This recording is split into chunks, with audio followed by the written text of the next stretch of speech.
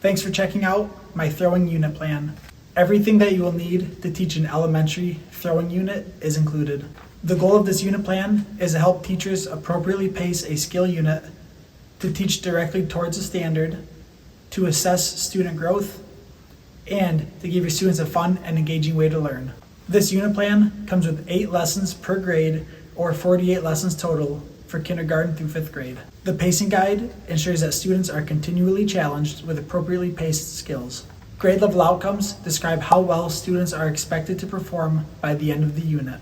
Each skill is clearly outlined with critical features and teaching cues. The assessment sheet is available digitally or for print, tracking students' pre- and post-test scores for each skill.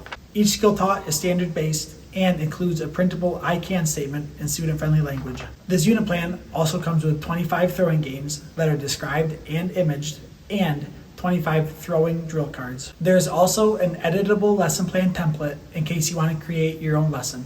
Let me know if you have any questions. I'll try to get back with you as quick as I can. Lastly, if you do decide to purchase, I would greatly appreciate a review. I'm always looking to improve my products. Thanks.